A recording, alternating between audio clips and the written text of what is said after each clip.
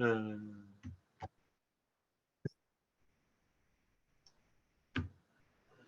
members. This is Tom Morrison from Nashville, Tennessee, your home office of the Metal Treating Institute.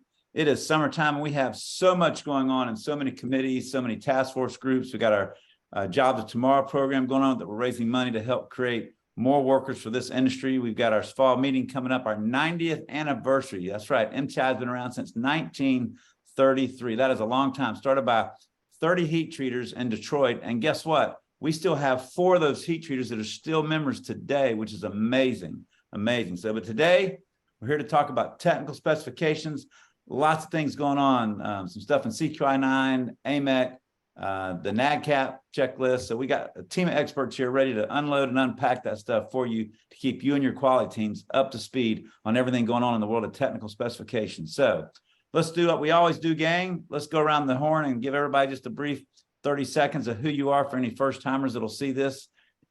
That way they know that you know what you're talking about, right, guys and ladies? So, hey, let's start with Miss Joanna Lisa. Joanna, you tell everybody who you are and where you're from. Good morning, everyone. I'm the Corporate Director of Quality Assurance at Quality Heat Treating and Continental Heat Treating in California. Been in Nadcap since 2000 and NMC since 2018, and task group voting member for both Heat Treat and NMC. And guys, there's only 2 words that describe Joanna as her representation for the Metal Treating Institute, and it's strong voice, right? She represents us very well. And Janet, thank you for all you do for us. You're very welcome, everyone. Stephen Keckler. Hey everybody. So I'm with Thermtech Waukesha. I'm our process metallurgist. I've been doing that for 5 years now. I sit on a few different ASTM committees, mostly around indentation-based hardness testing and mechanical testing. Awesome, Stephen. Thank you very much. I know there's a lot of meetings that go on with ASTM. We appreciate your service. So, Mr. Ed. Hey, Ed Engelhard, Vice President of Corporate Quality, Solar Atmosphere, has been involved with Nadcap since the early days in the 90s, and happy to help the membership out with whatever information we can float out to you guys. Awesome. And Mr. Bob Ferry. Hello, everyone.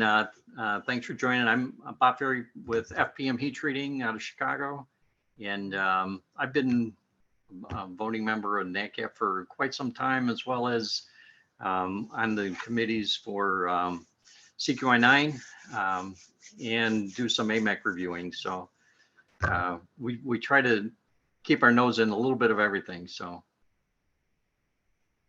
That's awesome. Well, this team is a team of about 20 plus heat treaters and suppliers that meet once a quarter and go over all the stuff. And then this team that we have here of 4 people come out and give you the nuts and bolts of what's being discussed and what's happening in all those entities with our MTI's Technical Specifications Committee. So let's just kind of start it with Bob. I know you're highly involved with CQI-9, and there's some things kind of going on there. What's going on in CQI-9?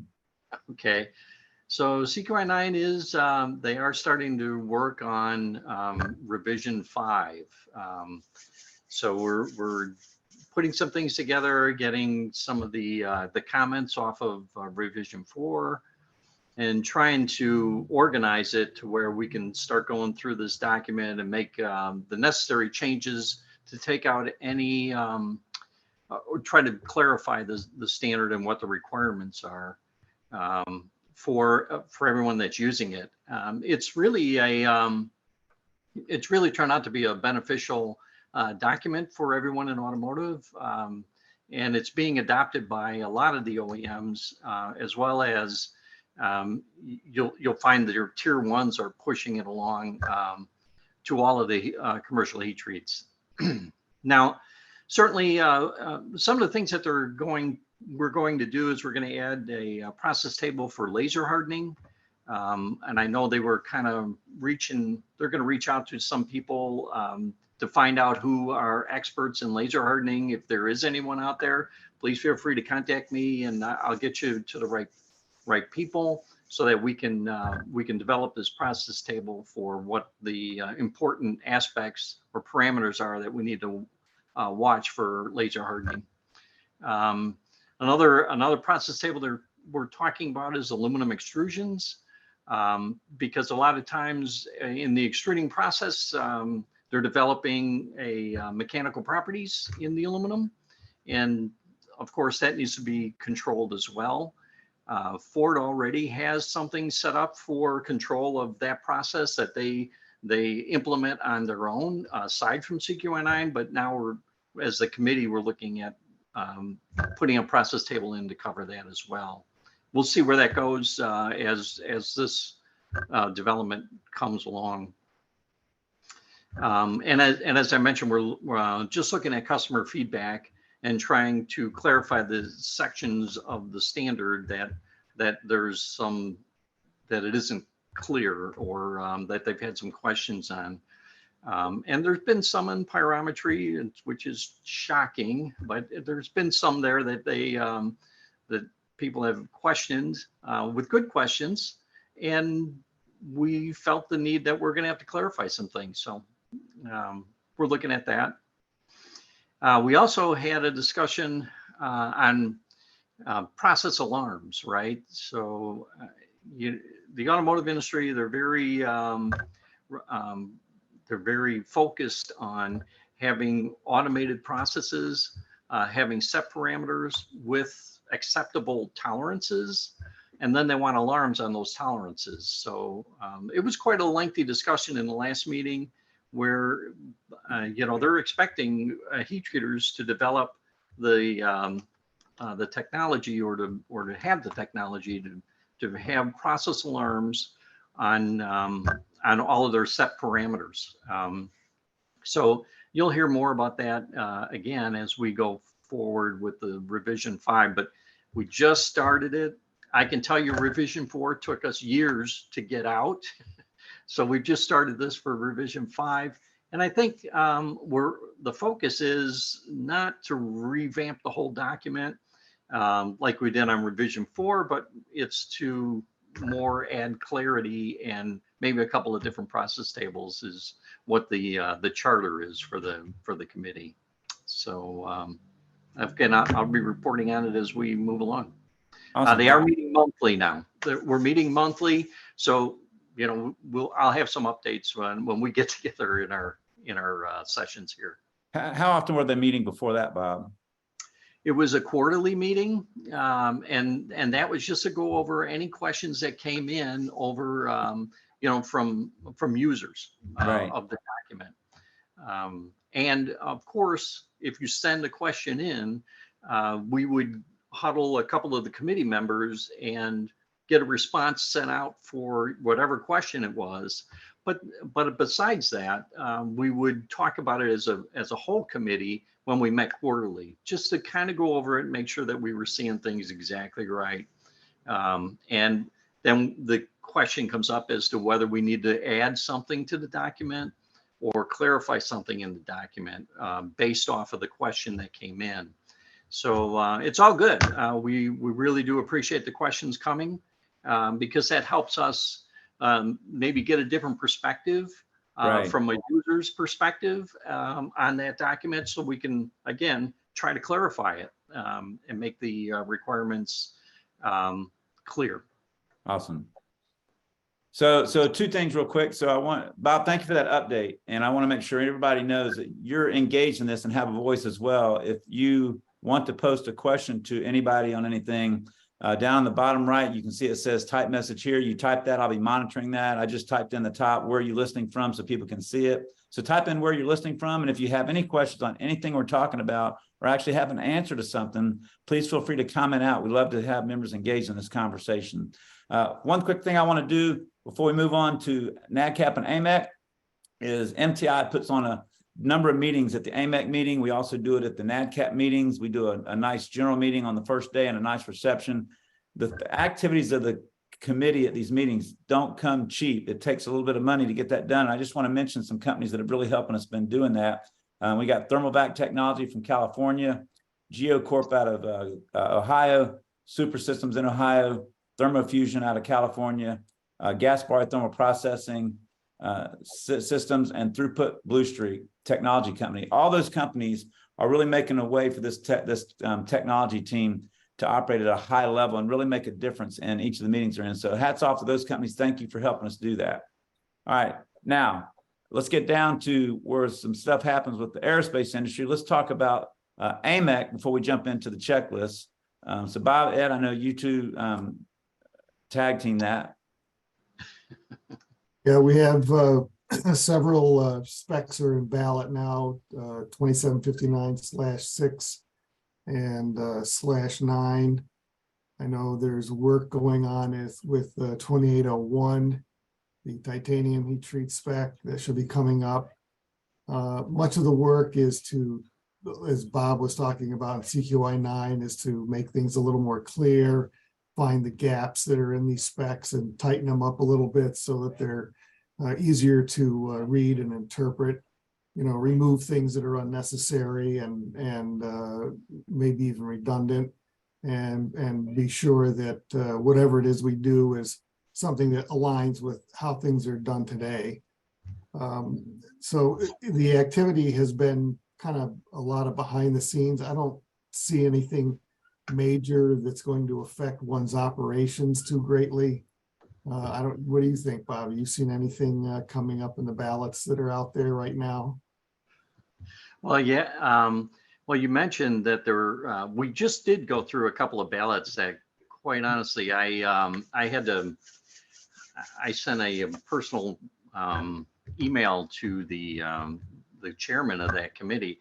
Anyway, it's the AMS 2759/12, which is the automated FNC, FNC with automated process controls. So they just redid that, and quite honestly, it just, in my mind, it's just not right. So I'm kind of working with John Ludeman to try to get the specs more in alignment.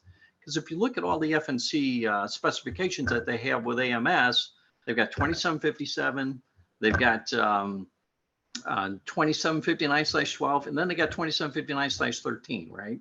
Yeah. So you got all three of them. And when you look at them for processing temperatures and times, and they're all different. Yeah. But they're all FNC. I mean, so I don't quite understand where that's all coming from. And then of course in AMS the /12, now they took out the ability to do file testing, right? And I guess that was an issue at the last AMEC meeting, but they've taken file testing right out of the spec, and then they put an effective case step spec into an FNC part. Well, you're not going to get effective case on FNC. No, that's not sensible. So I was kind of struggling with that. So I reached out and I said, you know what, there's just too much going on here where these specs are not in alignment, and we need to fix that somehow. So I don't know if anybody out there has looked at that and feels the same way. Please feel free to contact me. I'll because we need to make what I told John I would do is try to get him a table, more of a processing table that is more representative of what's going on in the industry and how all the specs need to follow suit. And I requested that he bring back file testing, because you can check a lot of parts with a file very quickly, right? Yeah. Well, how many parts are you going to check in a full load of FNC with an effective case step check or with a hardness, a micro hardness? And where are you going to put that micro hardness reading? It just doesn't make sense to me. So I guess I'm going on way too much, but that's an issue I have there. Now they've got so the effective case step spec, they pulled it out of the 2759/6. So they pulled that out and put it in the /12, and I'm like, well, that doesn't even match. Anyway, so yes, I think we still got some work to do there on those specs, and I'm sure we'll have more to say about it at the next meeting. But the other thing that came up is that AMS 2745, which is the induction hardening spec. Yeah, that just came on the ballot. Yeah. Yeah, that's just in ballot now, and so they at the before they were looking for induction hardening people that use that spec so that they could help them to revise it. And I don't know if they've come up with people or not, but They had a resounding, almost nobody raised their hand. oh, really? Yeah, so they pretty much opted to just put it out there as is. And my guess is that might stir the pot a little bit and bring some people out of the woodwork that might not otherwise have been aware. Okay, so I do know a guy here in my area that gets involved in that. He's an MTI member. Tom has talked to him as well. And I'll reach out to him and let him know that, hey, it's out for ballot. Yeah, I don't know anybody that uses it, and when I had my shop, I used it a little bit, but it wasn't a big thing. But I am watching that ballot and be happy to support or help anybody who has comments they want to get up on it. Okay. The other one, 2750H is still in the sub-team. I suspect we're going to have an AMEC meeting in early August. And I'm guessing that Doug Schuler will be there. He heads that sub-team up. And hopefully we'll be able to hammer out anything that's keeping that from going to ballot. I was hoping it would be in ballot by now, but it's not. So maybe it's got hung up somehow. Yeah. So the other one that was revised recently was at 2759/9, right? So Right. that's the hydrogen embrittlement relief. Yep. And I was happy to see that they reverted back to making a requirement for fasteners to be that are 35 RC and higher to have a bake. Yes, Because before they were taking that out. you're taking it out. Yeah. A couple of But consultants really got excited about that and came back and said, don't do it. We've been Don't. accident investigations for parts in that regime. Yep. Yeah, so that falls under, grade 8 bolts. Yep. Sorry, you got to bake them now. But Yeah. I was disappointed that you got to look in the footnote of the table to find that requirement. Yeah. So I was really surprised that they didn't put that out away from a footnote, put it in the document, because it's, in my mind, that's very important. Yeah. There'll be and more. it- Yeah, for sure. It should be more prominent, right? Yeah. So yeah, so we've had a few things going on, certainly with the AMS specs, and they're all seem to be coming due again for review. But Yep, they are. We're having kind of a slack year this year, but I think starting next year, it's going to get really busy. And I think 2025 is going to be really crazy right now, the way it's shaking out. Rule of thumb on this call, we never say the word slack. This committee is not a bunch of slackers. They really work hard. All right, so anything else going on in AMEC? I know the next meeting is coming up in early August in Bethlehem, Pennsylvania, and I know we'll have a good attendance there. And you're right, Ed. I'm talking to Roy Atkins, the chair.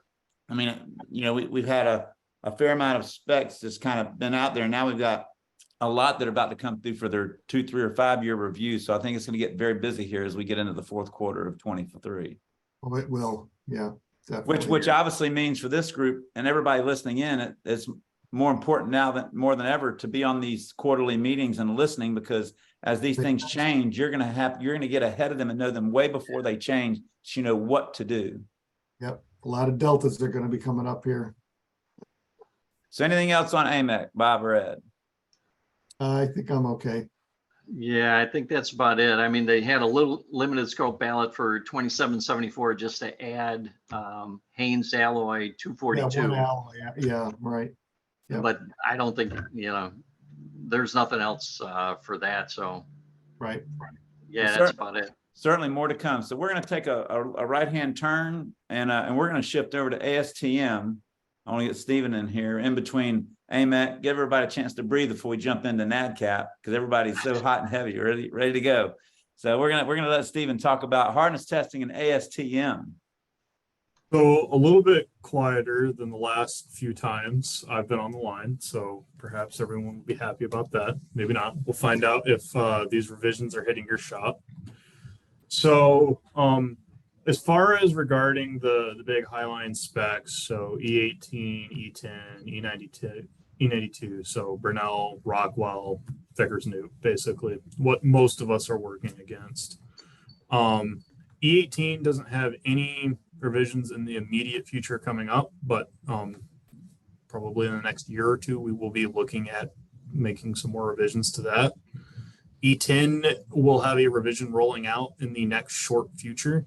It's basically going through the final, really just kind of technical stuff for release. So be looking forward to a fresh revision of that here in the next 3 to 6 months, basically. It will have technically a 2023 publication date. And what that's really going to bring to the table is sort of the same thing we've been talking about a lot for the last year and a half, 2 years going now. The reporting criteria is changing a little bit. So you really want to make sure that if you're doing any kind of conversions, you're listing that appropriately on your document. And then this will be less important for E10, although you're going to see this, well, it's not going to show up in E10. In E92, you're going to see this, similar to E18, is you're also needing to make sure that you make a statement if you're doing convex curvature correction. You need to make sure you're putting that on your cert stating you've done that. Just like E10, E18, E92 is going to have the language about if you're doing conversions, you need to make sure you're showing that you're doing those conversions. For the Nadcap people out there, this should not be new. As far, there are some additional specs that are likely to be salient to at least some of us. E8 is getting some revisions. TBH, it's not an area I've spent a ton of time looking at. It's not a committee I sit on, but no, there are some revisions coming down the pipe. So if that's a spec you work against for tensile testing, just be aware to purchase that. I'm going to insert my general blurb about if you use A370, expect your twice-a-year revisions to be rolling out here shortly. There have been quite a few edits, mostly clarifications for conversion between SI and empirical units. That's been the big push. There is some stuff with Sharpie testing in there that's been modified, mostly to bring it more in line with E23. Speaking of E23, it also just got a revision, so expect that to be published here in the next 3 to 6 months. Let's see here. Oh, here's actually something of particular note for those of you out there that may be doing impact Sharepin Brunel testing.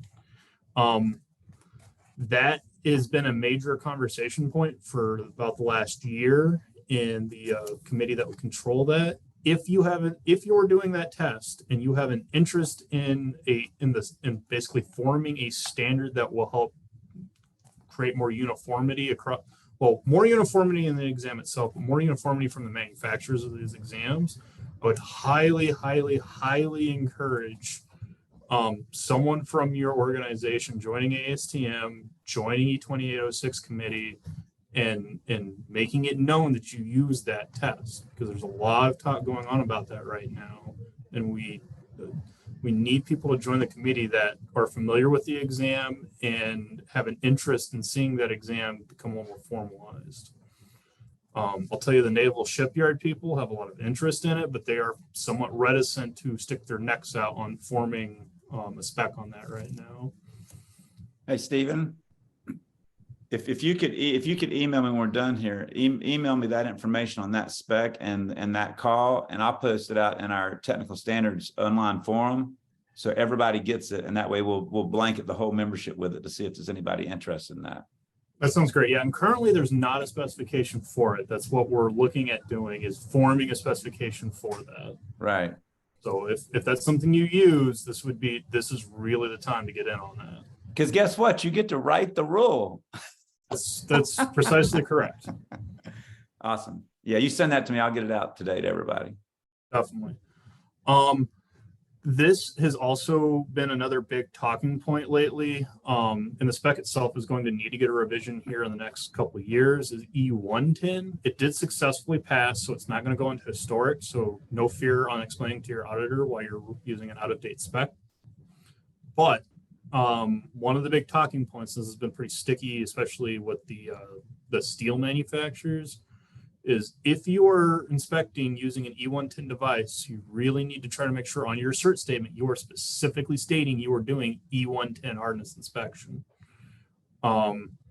And I know that seems really nitpicky and kind of frustrating to have to work with, but if we are all good about doing these things, it really gives us a lot more leverage on arguing that it's not the kind of language that needs to show up on all of the hardness testing specs, because that's the direction that people are wanting to go, is to make all these reporting criteria more and more draconian, because there is a feeling out there in these committees that people aren't following the rules, and because people aren't following the rules, we are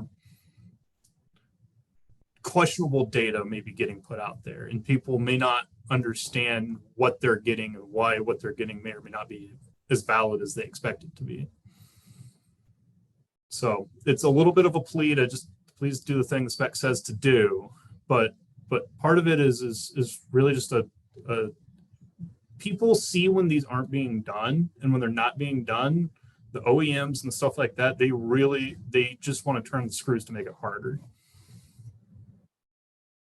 So small thing, but an important thing.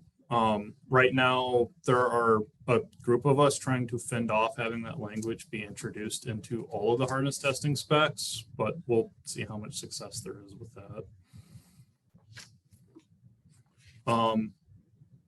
Taking a hard turn away from hardness testing and just quickly with metallography, and I promise I'll get off my box after this.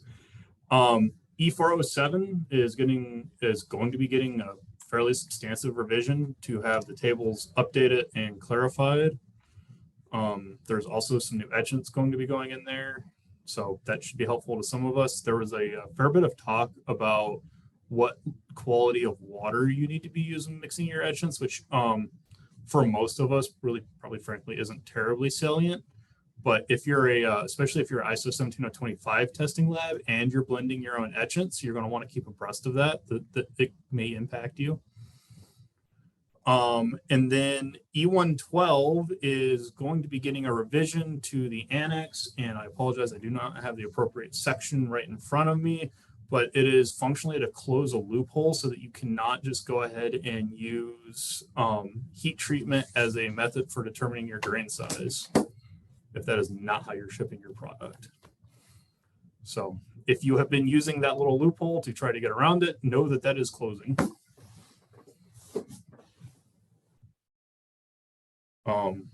And other than that, all the other revisions that we're working on are mostly clerical stuff. So just keep an eye open with wherever you buy your specs for various revisions rolling out. Awesome, Stephen. Any questions from anybody? Well, Stephen, you're always so thorough, man. You bring everything to the table. I mean, if anybody's at ASTM or using, obviously everybody uses hardness testers. This is a place to be to hear that stuff. So I appreciate you giving us such thorough information. So now let's jump into the checklist and Nadcap. Bob and Ed and Joanna, take the floor. Well, I've been a little out of the loop, so I'm going to defer to certainly Joanna. I don't know. Did you go to Germany, Bob? I did not, no. You know, But I know Joanna did, because she can probably pick up the ball as to obviously what's happened in that Germany meeting. So Joanna, we'll turn the table to you. Well, we only had one checklist that we reviewed in heat treat. They were minor comments, and I have not yet received an email stating that ballot is now officially closed. The meeting I thought was fairly productive. I was very happy with attendance for the SDSDG. I think we had something in the neighborhood of 30 attendees, a good portion of which were first-time attendees, not just at SDSDG, but at a Nadcap conference. So that was encouraging, because I always like to see new faces and have people get more involved. So that was very good. There was a lot of activity in MTI or NMC. I'll try and be thorough yet as brief as possible. So I'm just going to jump into the NMC items that were discussed. As far as the metrics committee goes, there are still quite a significant number of audits that are on PRI's backlog due to trying to recover from the virus situation. And I believe the number is somewhere in the 1,400 to 1,500 that are behind to some extent.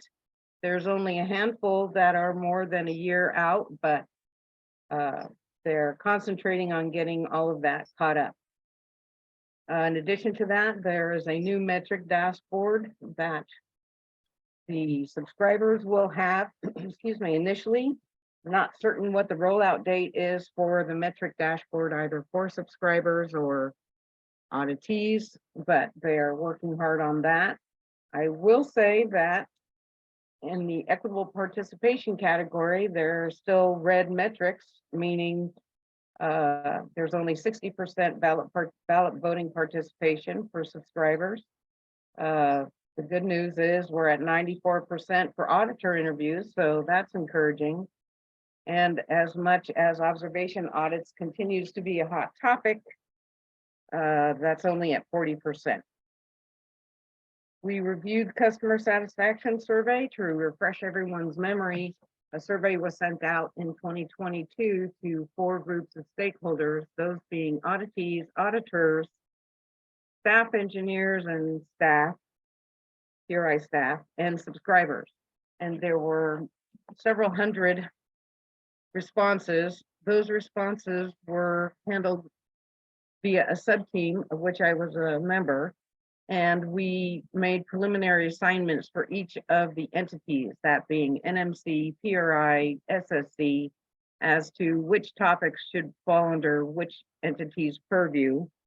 There was a meeting of only subscribers that approved the assignments that the sub-team had given to the individual entities and what their responsibilities are in terms of responding to those comments that we reviewed during sub-team meetings.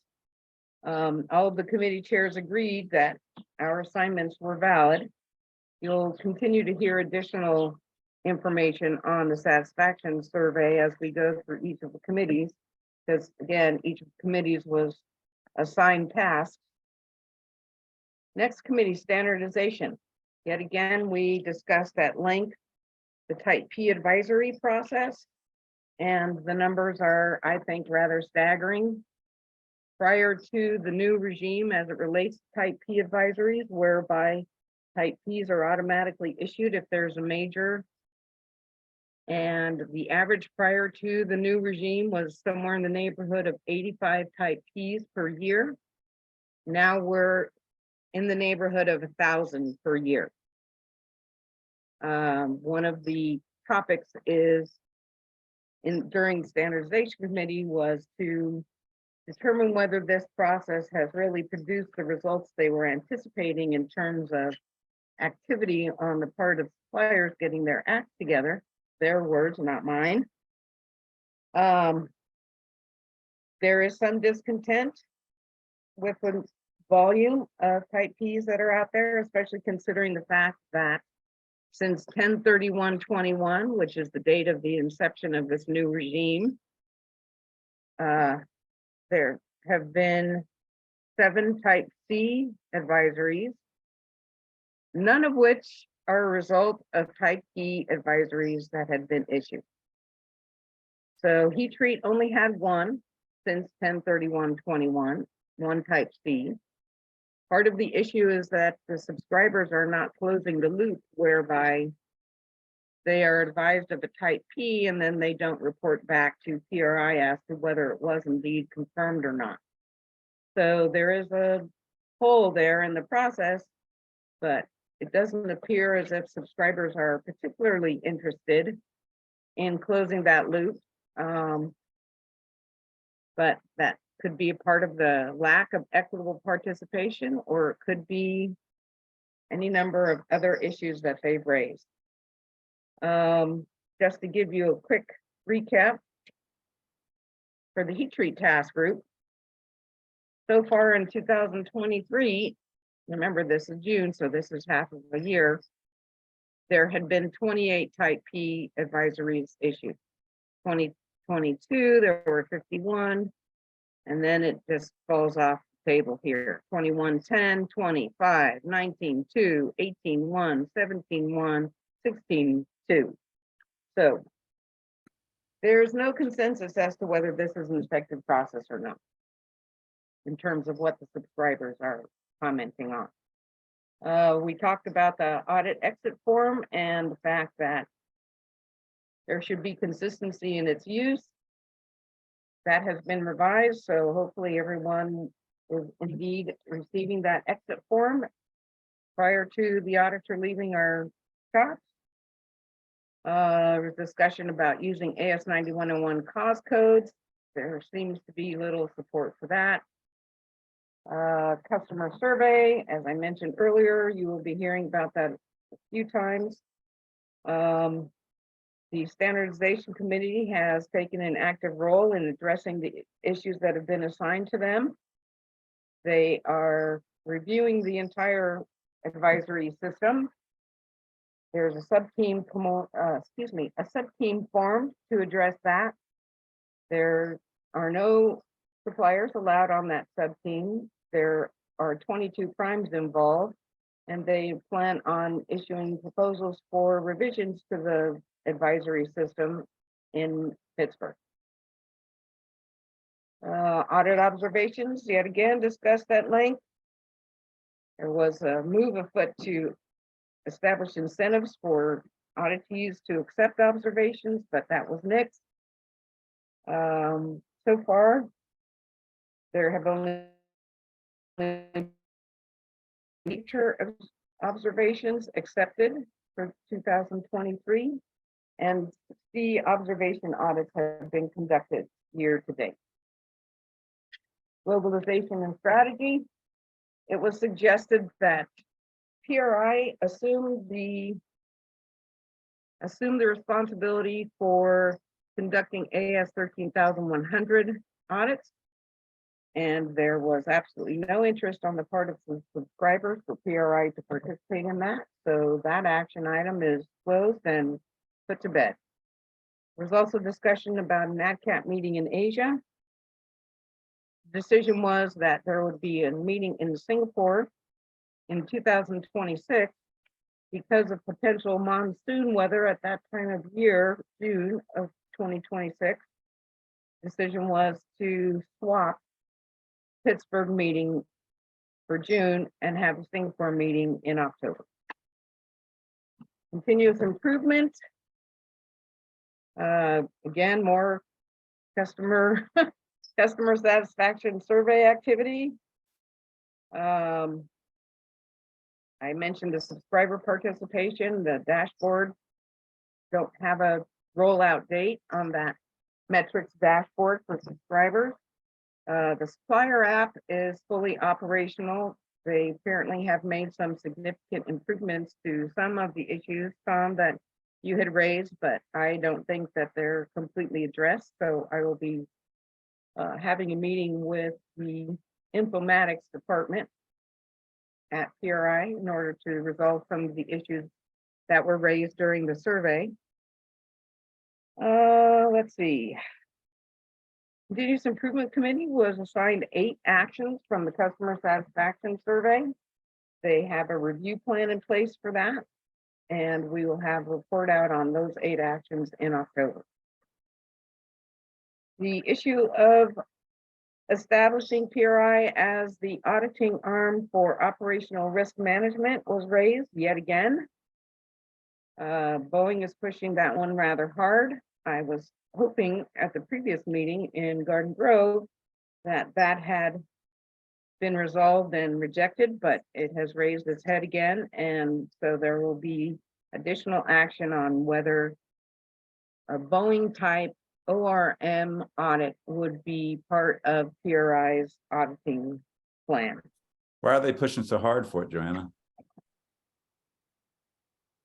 Well,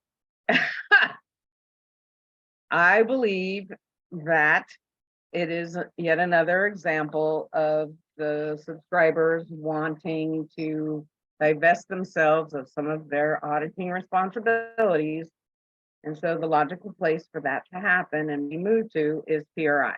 Right. So I just think it's an effort to shift workload. Yeah. Okay. Okay, planning and ops. So what kind of auditors would they have for that? I mean, they're short auditors already, right? So I don't know what kind of auditors they would have for that kind of an audit. Well, that is one of the sticking points that I mentioned during this discussion. Because as we all know, heat treat is generally around 70% capacity when they're supposed to be at 130% capacity. And unfortunately, Boeing's voice is heard much better than mine. So they just keep pushing. Okay, there were some e-audit net issues addressed during planning and ops meeting. Of course, yet again, the type P advisory issue was also discussed at length. One of Boeing's, this is an interesting little tidbit, one of Boeing's objections to the volume of type P advisories that they're receiving is that they believe the potential product impact definition that is in OP 1103 that was just recently published should be revised, because if you read the definition, it could be interpreted that every NCR could be identified as potential product impact, which I thought was a very interesting statement, considering that I have a confession. So I have a little gesture that I use, take my hand and put it behind my ear when I hear echoes of my own voice coming from people other than myself. And so I raised significant objections to the definition of potential product impact. And I find it ironic that Boeing is now making the same statements that I've made many times. So I'm hoping that because Boeing's voice is heard much more than mine is, I'm hoping that there may be some action on that, but I'm not holding my breath. Yeah, they're probably doing that for, there's different ways to skin the cat here. She just wants to reduce the amount of potential product impact cases that she has to evaluate. Understood. So this is another way around it. So yeah, this is probably good. The definition probably could get changed a lot faster than doing it the other way. I agree. So, like I said, I'm not holding my breath, but I am kind of sort of crossing my fingers on that one. And I think that's pretty much the highlights of NMC. But again, I'm going to take this opportunity to encourage everyone listening, and even those who aren't here, please read the agendas, read the minutes, look at the presentations. There's a tremendous amount of information, goes into a lot more detail than I can do in this brief recap. So I checked the website this morning, the PRI website this morning. The minutes are not yet posted, but we're going to be coming up on a month here since the meeting, and that is what their requirement is supposed to be, that 30 days after the meeting, the minutes are posted. So please keep an eye out. Pay attention to those minutes. There are many things going on. Tom can forward any questions you may have about them to me and be involved. A very good piece of news. We have 2 more task groups that have stepped up and have NMC voting members and alternates. I believe one is sealants, and I can't remember the other one. So we should now be up to 13 out of 21. So yay. Thank you, everyone who's listening. If you were able to get your people to agree to step up, thank you so much. And Ed, you have your hand raised. Yeah, just so you know, the new NMC checklist, that's sort of the precursor checklist in the audit, AC 7000, is Rev A. It goes into effect, I think, next week, actually, on the 24th. And it has new questions regarding fraudulent activity, ethical behavior, and control of acceptance authority media. So if you have a Nadcap audit coming up here in the next, in the near future, and you haven't seen that yet, you better get on, and you may have to make some adjustment to your procedures to be able to answer the questions. So just a heads up, we have an audit next week in one of our plants, and I spent the better part of the end of June and early July revising procedures here to be able to answer those questions. So look out. And I see that Bob Ferry posted up AC 710208, which is the audit criteria for pyrometry. I don't know, has been released, and it's in effect in August. So you'll want to take a look at that as well if you have an audit coming up in the near term, and make sure that your system aligns with the new checklist. All right. Hey, real quick, Joanne, I had a member ask if we could just real quick look at the results from the survey that we sent out to all the members. So I'm just going to pull these up briefly just so you can see. So we sent a Nadcap out on the new eAuditNet website and how functional and how easy it was to use. So we asked a series of questions. One was, how easy is it to find documents that you're looking for eAudit.net? 24% said very easy, 62% said somewhat easy, 14% said difficult. Do you find the documents are embedded too deep in the subfolder? 76% said yes, 24% said no. For Nadcap audits, do you find the method for uploading the documents efficient? Yes, it was easy, 43%, somewhat easy for 43%, and 14% it was difficult. Do you find the documents related to task group and Nadcap MMC audit advisories, can they easily be found and readily retrieved? 62% said yes, 38% said no. And then the average on a scale of 1 to 10 of how good and easy the site is, it rated a 5.8, with 10 being great, 1 being not good. So it's basically, everybody sees it as average. And then we got a whole bunch of comments here that, for the people put through. But Joanna, do you have any particular, any of y'all have any particular comments and when you look at those items?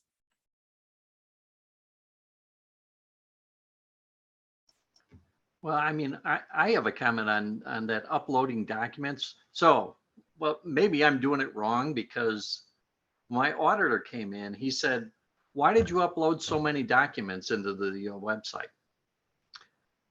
I said, well, doesn't it say that you have to upload all of these documents so that you can review them prior to the audit? So I asked him, I said, do you mean you didn't review all my documents? And what do you think he said? He said, of course, I didn't review all the time. He said, I can't review all of that before I come in to see you. He says, I pick and choose the ones that I need to take a look at. Like he looks at the checklist and he looks at a couple of the referenced procedures that I sent in. But, I must have sent in like 70 documents. And quite honestly, my issue with that whole thing is you have to upload the documents one at a time. That's it. So you can upload one document, and then you got to come out, and then you got to go, then you got to upload another document, then you got to go upload another. It's like, it took me hours. I share your concern about that. It's very clunky, time consuming, and then you get told by an auditor, well, you didn't upload or you uploaded all that stuff. I didn't need a lot of it. Well, I can't read the auditor's mind. So unless he sends a letter or communication beforehand saying, hey, don't worry about uploading everything, give me a sample or a cross section or whatever. But, rarely is that going to happen. And I can tell you, I don't know how many of you have satellite audits, but we have one here where literally everything is the same between the two facilities, except the satellite only does brazing, period. Otherwise, they're covered under the same QMS, and everything else that we do, all the procedures, behind the system are all the same. one time we uploaded all the documents for both sites, and they were duplicates, lots and lots of them. And we were told, no, please don't do that. That's just too much to go through. No, just move the satellite, just send the checklist, the self-audit of just the satellite site. And then we didn't do it this time. We just we did the satellite brazing checklist only, and he wrote a minor. So, Yeah. okay, someone has to make up their mind about Right. what we don't want here, because it's not clear at all. Did you say auditor consistency? Yeah, exactly. Well, the thing is, you can't trust the auditor. I mean, they're trying to goad you into giving them a easy finding. Right. So, you know what I mean? So you have to go by what the letter of the law is in the standard. So that's why, or that checklist. So that's why I sent everything. I mean, it tells you everything you got to send. Yeah. And it's pretty much all quality documents. Yep. And So, yeah. yeah. So it's not hard to upload them. It's just very time consuming. It's not, as the survey says, it's average at best. It's not a user-friendly, intuitive system that makes it an easy process to get the information to them. And I'm hopefully they're going to continue to see that feedback and have their programmers really look to try, because that's just a common thing. Upload all documents in one shot. That's an easy process. Should be. Well, I concur. It should be an easy process. You should be able to do more than one at a time. And I have to echo what you had to say, Bob, in that can't trust what the auditor tells you, because if the checklist says you have to upload it, save yourself the hassle later of having to respond to a minor NCR. My experience has been over the years that it's not uncommon that a minor NCR is harder to close than a major NCR. So I feel your pain and I agree with you. It's too cumbersome and tedious one at a time, but save yourself the trouble of responding to an NCR and just take the pain. I agree with that. We got 3 minors, and so far I'm on cycle 2 for all 3 minors. All right, so anything else? No, On I'm good. Nadcap. I'm good. And thank you, Ed, for jumping in on the AC 7000. I meant to address that. So thank you for covering my oversight. Yeah, oh, no problem. Okay, well, Joanna, again, very thorough. Thank you so much for being such a strong voice at those MMC meetings. It's needed, and you're the right person for the job. We appreciate the work you do. Well, So Ed, thank you. And I'm looking forward to you attending Pittsburgh in October, Ed. Will you be there? Oh, yeah, I'll definitely Okay, be there. perfect. so Ed, is there anything on the AC, is it AS 13100? Yeah. Any updates there? So as we know, January 1st, it became the law of the land. And of course, the OEMs that put this thing together and foisted it on the industry were all in shock when it wasn't greeted with cheers and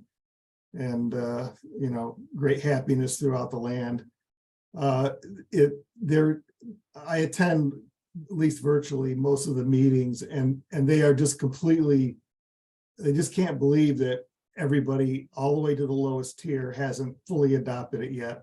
They're getting more and more inquiries from the lower levels of the supply chain about what people are supposed to do and where they can find the documents so they can start working on getting into compliance. I mean, they're just horrified.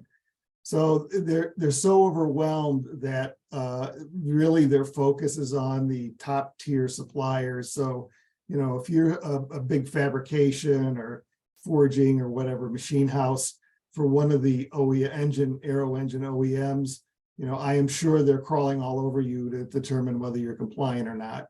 As for those of us that live down in the weeds in tiers 3 and 4 and 5 and so on, we are seeing it show up in our terms and conditions. So if you are, doing aerospace work, and some of it may be aero engine work, be on the lookout for new quality terms and conditions that say that you're required to be compliant to AS 13100, because it's showing up now. We haven't been audited by anybody yet. I suspect because of our relationship with some of these companies, we're going to see that sooner rather than later. I am going to make arrangements to have a third party do our requisite internal audit, hopefully in the fall, so I can get that on the books. The thing about 13,100, there's a whole lot of stuff related to your QMS that needs to be put into place. And by and large, it's probably not going to change a lot of what you do day to day to stay in compliance with AS 9100.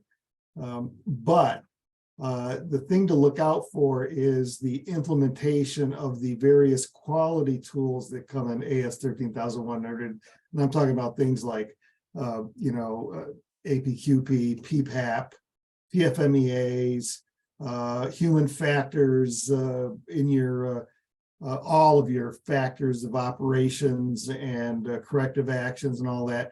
So those are going to be the things that probably occupy your time trying to comply with. If you are an aero engine supplier and you're doing like legacy product and you have been for a while, you're probably not going to be required to do a whole lot unless a change gets made on a drawing. And then all of a sudden, all these tools are going to have to fall into your system and be activated and used to show compliance. So fair warning, it's out there, it's flowing down, and everybody's going to be affected a little differently depending on how your respective OEMs treat the products that are coming into your door. We're looking at a new product from Safran. It's a long time Safran product. We'll be a new supplier for it. And that means I'm pretty sure that we're going to have Safran in here before long, poking and prodding and asking us about 13,100, because my direct customers got to fill out a whole lot of stuff just to change suppliers, which apparently they're willing to do, but that means that we're going to be under scrutiny as well, probably fairly soon.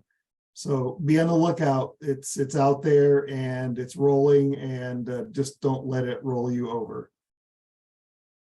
Awesome, Ed. Well, thank you very much. So Stephen, Joanna, Bob, Ed, thank you so much for what you do for this industry in the technical standards area. I want to leave with just a couple things. One, if you are listening in or watching this after this event and you have people that you can get to these meetings to help us be stronger, email me at tom@heattreat.net and I will help lay the pathway to get them into CQI-9, ASTM, Nadcap, or AMEC. We're always looking for new people to help garner that strong voice and influence. The second thing is, if you're in the world of Nadcap and you're going to be at the Pittsburgh meeting, encourage you to be there. MTI will again be hosting on the first day on Monday from 1:30 to 3:30, a 2-hour deal with Bob and Ed. We generally have about 30 to 35 members there, and you're talking about all the technical aspects of conforming to Nadcap and doing audit compliance. And real quick, Bob, I mean, just share the importance of what you've experienced being in those meetings before the Nadcap meeting starts. Well, it's certainly, being in that meeting, you get to see everything, the whole interactions of the OEMs with the PRI group, as well as the suppliers that are kind of out in the South 40. But so you get to interact with your OEMs that you don't normally necessarily get to see at any other place. Like I don't get to see the OEM. I deal with my tier ones. And they send the products to their OEMs, but you can talk directly to your OEMs, and they're usually very receptive to having conversations with their suppliers, because they don't normally get to see all of their suppliers either. So I think it's a good networking environment, and you get to weigh in on whatever's discussed in there, whether you're a voting member or you're not a voting member. You can express your feelings in that meeting. So I strongly suggest that if you have any skin in the game on like Nadcap meetings, it's a good meeting to attend. I will say it's not, it can get boring in certain areas because you're spending a lot of time wordsmithing, right, on documents, right? So it's not it's not really thrilling work, but it's important work for our industry. Well, you get to make the rules beforehand, correct? I mean, I think that's all, it goes back to that. You're part of the process of getting to make the rules and letting your voice be heard. And that's what makes the 2-hour meeting on day one so important, because a lot of people would sit in that meeting and think they're all alone. And then they go to NTI's meeting on the first day before it all starts and realize, wait a minute, I've got 30 other people in here that's got the same issues I got, and it adds a stronger component to that. On night 2 on Tuesday from 6:30 to 8:30, we always host a nice reception with food for you to sit down in an informal environment and just kind of weigh out the issues and talk about where you are midterm. So lots of good things happen in these meetings. So again, Bob, Ed, Stephen, and Johanna, thank you for all your time and efforts. And members, remember, you're not just strong in this process, you're never alone, you're MTI strong. Always feel free to email me at tom@heattreat.net if we can do anything else for you. Have a good week.